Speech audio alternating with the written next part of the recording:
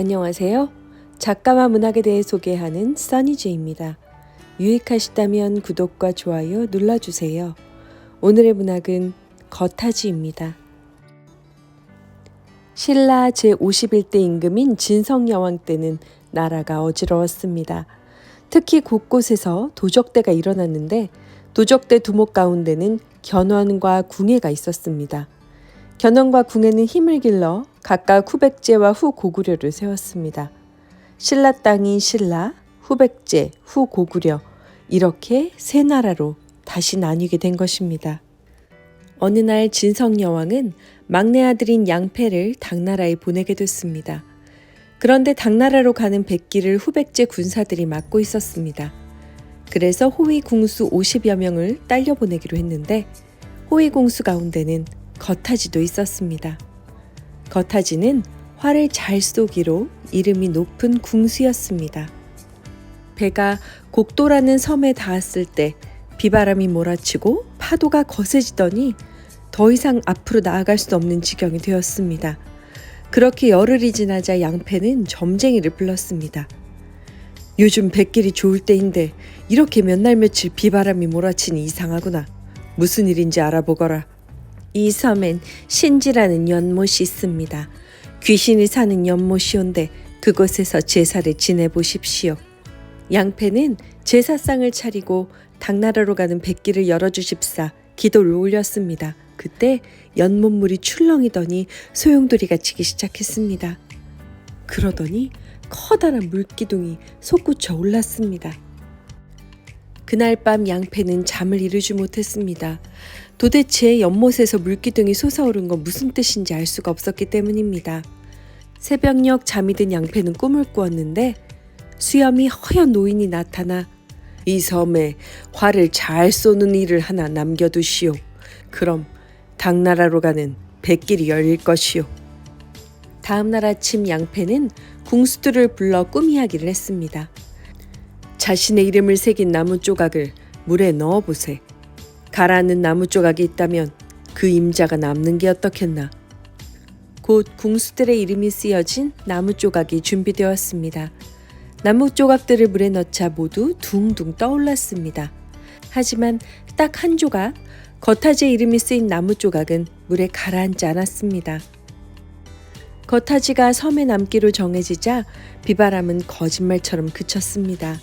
바다는 거울처럼 잔잔해졌고 양패는 무리를 이끌고 당나라로 떠났습니다. 거타지는 멍하니 동료들이 떠나간 바다를 바라보았습니다. 그때 수염이 하얀 노인이 나타나 거타지 앞에 섰습니다. 나는 서해의 신이오. 매일 아침 동틀 무렵이면 하늘에서 중이 내려오. 그 중이 주문을 외우고 연못을 3번 돌면 나와 내 식구들은 모두 물 위로 떠오른다오. 그러면 내 식구 가운데 하나는 중에게 간을 빼앗겨 죽고 마오. 이제 남은 건 나와 내 아내 그리고 딸 하나뿐이오. 젊은이 부디 활로 그 중을 쏴 내 식구들을 살려주시오. 거타지는 고개를 끄덕였습니다. 그날 밤 거타지는 연못가에 몸을 숨긴 채 동이 트기만을 기다렸습니다.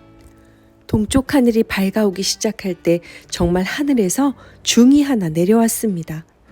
중은 중얼거리더니 연못가를 돌기 시작했고 연못가를 3바퀴 돌았을 때 잔잔하던 연못에 소용돌이가 일었습니다.